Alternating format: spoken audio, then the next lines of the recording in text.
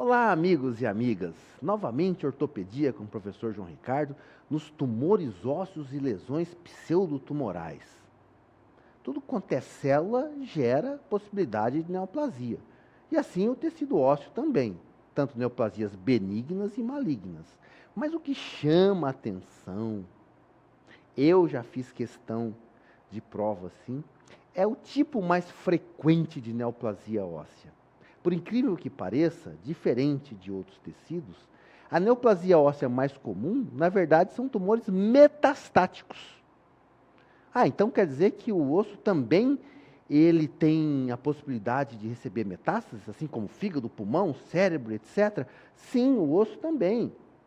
Tem uma vascularizaçãozinha lá na medula espinhal, ao longo da coluna lá, da vertebral, que ele tem determinados compartimentos drenam lá para essa componente venoso junto das vértebras. Então, determinadas neoplasias que têm a drenagem venosa compatível, elas têm bastante metástase óssea, sendo que a metástase óssea é o tumor maligno mais frequente do tecido ósseo. Certo? Então, aí uma primeira dica importante. Diferentes faixas etárias. Eu tenho tumor primário na criança, tenho tumor do adulto, do idoso, etc. E as apresentações são múltiplas. Tem tumor da metáfase, tem tumor da epífise, tem tumor disseminado, tem tumor que não parece tumor, tem tumor, enfim, tem tumor para todos os gostos. E o quadro clínico e as características são inerentes a qualquer um deles. Agora, lembra que tecido ósseo é tecido de sustentação. Tem adenocarcinoma ósseo? Não tem, porque não tem tecido glandular no osso. Tecido de sustentação, tecido colágeno, derivado do mesoderma, o tumor de comportamento hematogênico, sarcomas. São tumores frequentes e tumores comuns. Então, o comportamento deles também é relativamente comum. Então, você não vê um tumor primário ósseo com disseminação linfática, porque a histologia deles é compatível com uma disseminação hematogênica. Legal? Então, vamos falar rapidamente aqui de alguns mais importantes. Um tumor importante é o tumor da criança, que é o tumor de Ewing, ou o sarcoma de Ewing, mais conhecido também como tumor de células redondas. Geralmente numa faixa etária de 5 a 15 anos, são lesões da diáfase de ossos longos e não da metáfase como um amiguinho dele de uma faixa etária mais comum. E é interessante que 6% dos tumores ósseos malignos são sarcoma de Ewing, ou seja, nas faixas etárias mais jovens. E ele é um tumor conhecido como o tumor que mais precoce invade as partes moles. A derivação dele é do tecido neuroectodérmico primitivo, onde predomina-se as chamadas células pequenas e redondas. Está relacionado também com a translocação entre os cromossomos 11 e 22. Eles trocam lá de posição, dando essa possibilidade. A raça branca e o sexo masculino é o mais comum de comprometimento. Então, o que você vai ver? Já que a lesão típica é na diáfise dos ossos longos, você vai ver dor, já com sinais flogísticos, e também pode ter febre. Então, o diagnóstico diferencial com uma patologia inflamatória, como, por exemplo, uma osteomielite, ela acontece, só que a osteomielite é mais metafisária do que diafisária. Então, olha o desconfiômetro aí. E o que chama atenção no raio-x é uma reação subperiostal. Você tem múltiplas camadas e a gente chama essa reação periostal em múltiplas camadas como casca de cebola. Agora, ele tem uma lesão lítica infiltrativa. Olha só como a metáfase aqui, ela tem uma característica de densidade e aqui uma característica lítica aqui na região diafisária. Então, reação subperiostal em casca de cebola com uma região lítica infiltrativa central. É uma das características do tumor de Ewing.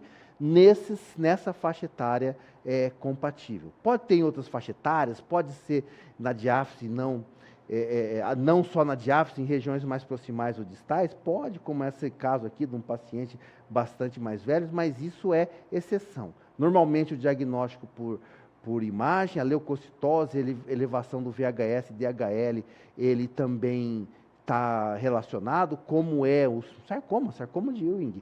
Ele tem a disseminação hematogênica com possibilidade de metástases pulmonares. O tratamento é com a radioquimioterapia neoadjuvante e depois nós vamos fazer a cirurgia adequada de ressecção do tumor, com depois a reconstrução adequada ali daquele segmento ósseo. Bom, aí esse é o sarcoma de Ewing, que é da criança. E nós temos o osteosarcoma, que ele é de uma faixa etária um pouco maior, geralmente na segunda década de vida.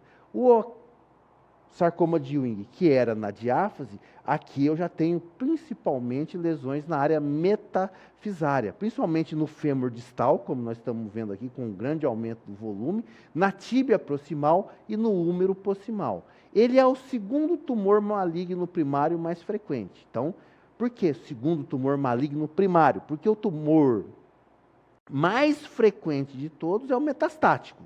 Agora, dos primários, o primeiro colocado é o mieloma múltiplo, que são lesões múltiplas, nós vamos ver daqui a pouquinho, e depois o osteosarcoma propriamente dito. Então, a região metafisário é a mais comprometida.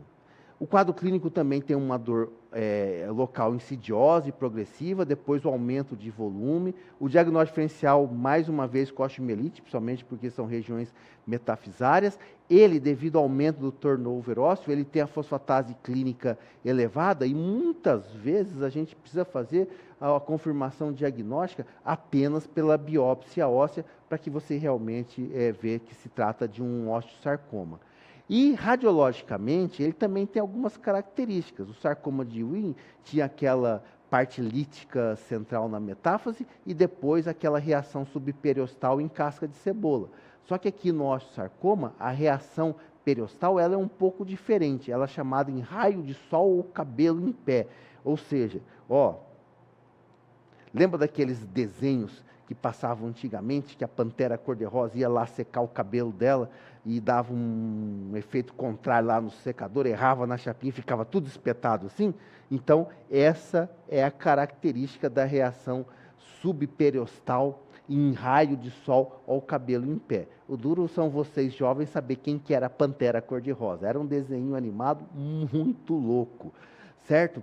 Então vamos lá. Outra situação bastante interessante é a formação do triângulo de Koldman, na transição do tumor com as partes moles. Aqui fazendo uma projeção com uma imaginação, você vê que entre as partes moles e o próprio segmento ósseo, lá na reação subperiostal, nós temos o triângulo de Koldman.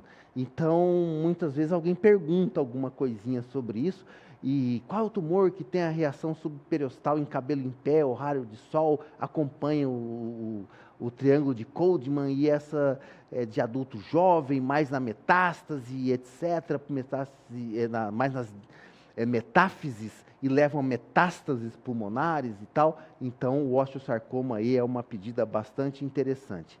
Quimioterapia neoadjuvante e depois a cirurgia com margem oncológica. Se eu não puder obter a margem, vazio, articulação, alguma coisa, eventualmente até a amputação desse membro e, após o tratamento cirúrgico, a nossa quimioterapia. Lembrar da possibilidade de metástase pulmonar e óssea, e muitas vezes eu preciso fazer a ressecção do segmento e fazer a reconstituição com uma prótese, aqui uma prótese de joelho, porque é uma lesão metafisária.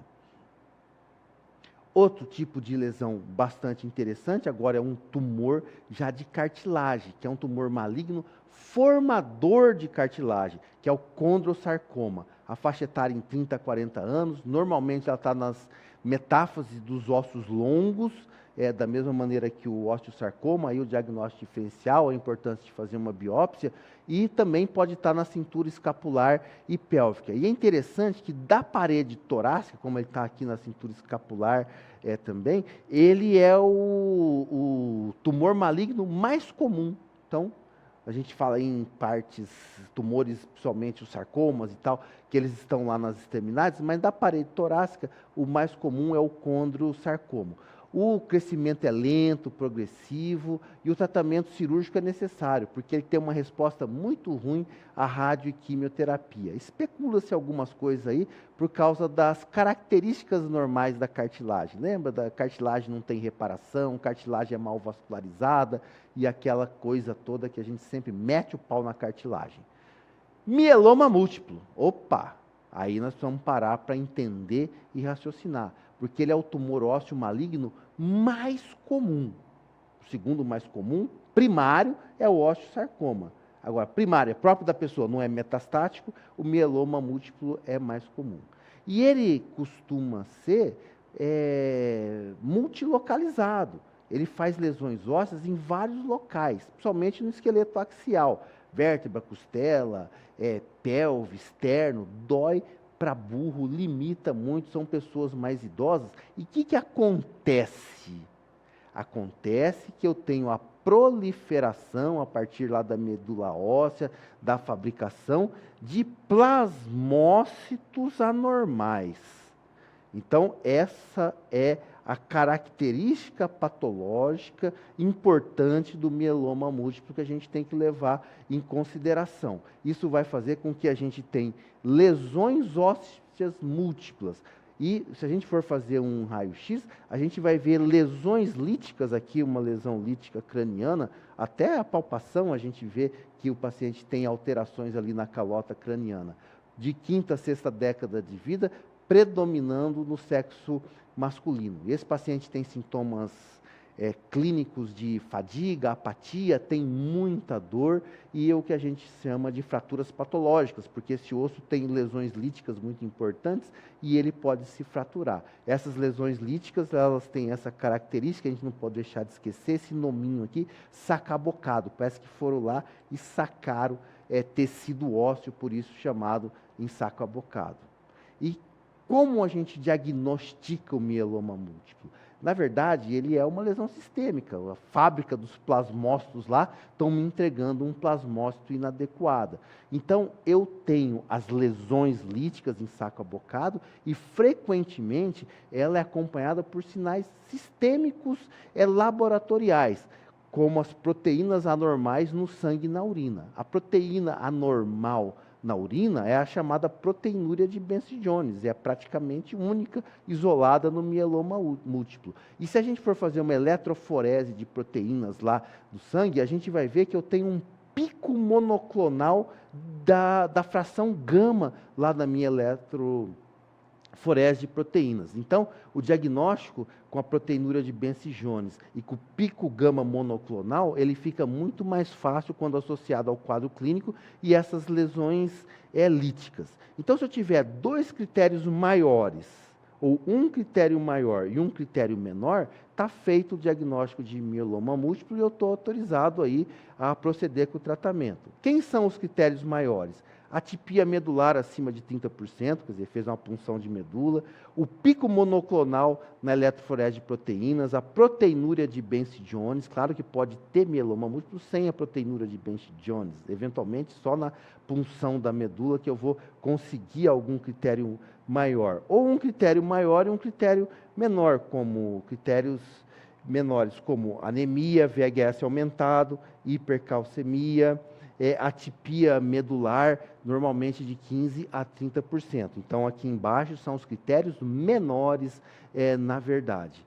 E o tratamento? Quimioterapia ou radioterapia. Ou tratamento, cirurgia para o tratamento das fraturas patológicas. Então, estou lá na minha quimio-radioterapia, tratamento da dor, e você vê, ó, lesões líticas vertebrais importantes. Pode levar a intensa dor e, eventualmente, até fraturas que mereçam até fixação, por causa de compressões medulares e alguma coisa dessa. Mas esses são tratamentos de alterações relacionadas à consequência da doença.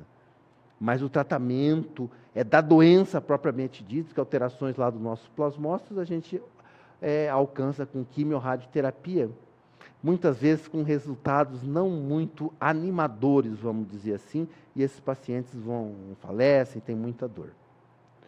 E as lesões metastáticas, gente? Lembra que eu falei uma coisa para vocês e vocês não podem esquecer.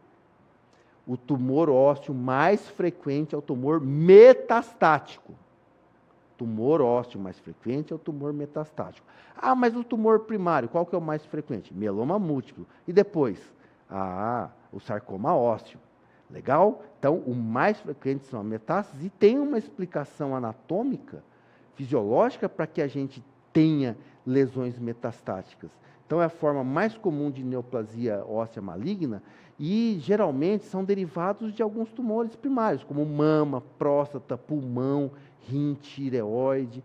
Por quê? Porque existe um plexo venoso, o plexo venoso de Batson, que drena essas regiões das veias mamárias, pélvica, pulmonares, tireoidiana, para esse plexo de Batson que está aqui na coluna vertebral, facilitando a possibilidade de eu ter ali uma metástase óssea. Normalmente o raio-x eu tenho várias lesões que podem ser osteolíticas ou osteoblásticas, a próstata tem aí um potencial e uma porcentagem de metástases blásticas, ou mesmo mistas. Caso a gente não tenha o diagnóstico da lesão primária, esse paciente não tem lesão primária diagnosticada, aí a biópsia ela pode ajudar bastante. A cintilografia também ela pode ajudar bastante, porque as metástases são áreas de hipermetabolismo e podem fazer a captação. Aqui você vê um esqueleto cheio de metástases, costela, pelve, etc. E o tratamento, claro, da doença de base, o tratamento ortopédico, prevenir ou, eventualmente, no caso de alguma fratura, fazer o tratamento adequado. Bem, então, esses foram os tumores malignos. E agora, nós temos uma outra gama de tumores, que são os tumores chamados benignos. Só que o primeiro deles, que é o tumor de células gigante, o TCG, ele não é tão benigno assim, porque ele tem uma possibilidade de malignização de 5 a 10% das vezes. E ele é um tumor agressivo, ele é um tumor ricamente vascularizado. Acontece mais no sexo feminino, na terceira e na quarta década. E ele tem uma característica diferente lá do sarcoma de Ewing, que é na diáfise, do osteosarcoma, que é na metástase, porque ele é um tumor da epífise. Então, ele é da epífise, ricamente vascularizado, e tem uma possibilidade de proteção, de crescimento bastante grande. Aqui a gente vê um sarcoma, um tumor de células gigantes, aqui na epífise proximal da tíbia, que você vê aqui a imagem característica, tanto em perfil quanto aqui em PA. Então, se eu tenho uma lesão da epífise, essa possibilidade é bastante interessante. Os locais mais comuns são o fêmur distal, a tíbia proximal e o rádio distal, e o tratamento é cirúrgico. Você vai fazer a ressecção com margem, ou às vezes, com uma epífise muito próximo da articulação, você pode fazer uma ressecção intralesional. Quer dizer, você resseca o tumor, olha aqui o tumor, você vê aqui a parte óssea distal do fêmur, e você fez aquela ressecção com uma adjuvância, ou seja, uma quimioterapia secundária, por causa do risco de malignização. Aqui a tendência, porque em vez de você seccionar e mandar todo mundo embora, para você preservar a articulação, é uma tática interessante a ser utilizada aí no tumor das células gigantes.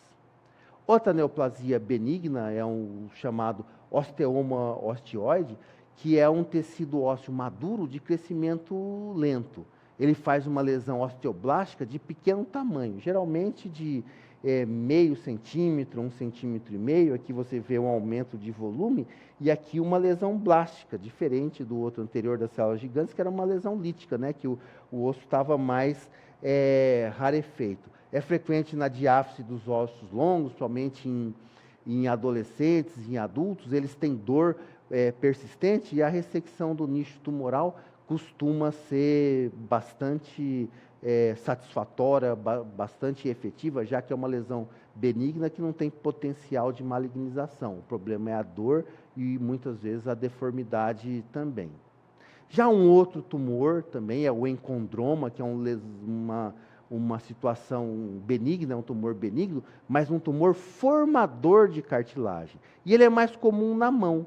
Normalmente é uma lesão solitária, com uma lesão lítica bem definida. Só que ela pode levar, como ele é um tumor formador de cartilagem lá dentro do osso, maior fragilidade e a gente ter uma fratura patológica comum de ser acontecido. Eu posso fazer só a curetagem com um enxerto autólogo. Aqui a gente vê aqui, ó, uma lesão aqui no metacarpiano, que é um endocondroma, que ele merece ser curetado, mas eu vou ficar com espaço, eventualmente eu posso fazer um enxerto ósseo. E uma curiosidade que acontece é o seguinte: eu posso ter um encondroma, que muitas vezes, na maioria das vezes, ele é solitário, eu posso ter o encondroma em várias topografias, num dimídio, só de um lado do corpo. Quando isso acontece, tem um nome, um epônimozinho, que é a doença de Ollier, ou Ollier, como alguns autores aí falam, que eu tenho essa encondromatose apenas num dimídio. E o tratamento relativo aí ao comprometimento funcional de cada localização. E o condroblastoma também é um outro tumor cartilaginoso, ele é chamado de tumor de Codman, e ele está na região epifisária dos ossos longos. Quer dizer, o outro tumor formador de cartilagem, ele estava lá nos ossos da mão, no carpo, etc., solitário. E agora nós temos um tumor de cartilagem, que é o condroblastoma, que está na região epifisária. Região epifisária, com o diagnóstico diferencial lá, com os tumores de célula gigante, é uma necessidade. Normalmente, de populações jovens, dos 5 aos 25 anos, e também a ressecção intralesional, já que é um tumor benigno e é um tumor justa cartilagem. Então, aqui você vê também o mesmo tipo de lesão do tumor de célula gigante. Então, é muito importante esse diagnóstico diferencial. E o tratamento, basicamente, é o mesmo. Apenas que o tumor do condroblastoma, ele é mais manso do que o tumor de células gigantes, que tem um potencial de malignização e um potencial metastático, que esse aqui não tem, porque é uma lesão puramente benigna. E, por fim, uma doença que a gente precisa citar também, que é um tumor benigno, que é uma lesão pseudotumoral, é benigno, mas nem por causa disso não vai deixar de ser chata, que é uma doença metabólica, que leva à reabsorção osteoclástica. Então, aumento da reabsorção osteoclástica, eu vou ter uma estrutura óssea menos compacta. É uma estrutura óssea menos mineralizada. Então, ele está mais predisposto a deformidades do que um osso normal. Normalmente, no sexo masculino, após a 5ª década, e a gente vê um trabeculado grosseiro e uma hipervascularização. E o que chama muito atenção na imagem é uma imagem como se fosse um osso dentro de um outro osso, que a gente chama de dupla lâmina, como a gente vê aqui nessa imagem radiológica, que é característico aí da doença de Paget, né, que a gente muitas vezes encontra aí já em adultos numa idade mais avançada. Bom, gente, é um capítulo à parte, são muitos detalhes para a gente guardar, mas algumas mensagens são importantes. Primeiro, que o tumor mais frequente ele é metastático. Mieloma múltiplo, aquela proteinúria, eletroforese de proteínas, o osteosarcoma, que está lá nas metáfases, algumas lesões benignas, como principalmente o tumor de células gigantes, com potencial de malignização. Essas entidades precisam estar dentro assim, da gente, para que a gente possa se virar bem, pelo menos com um mínimo de conhecimento. Grande abraço e até a próxima.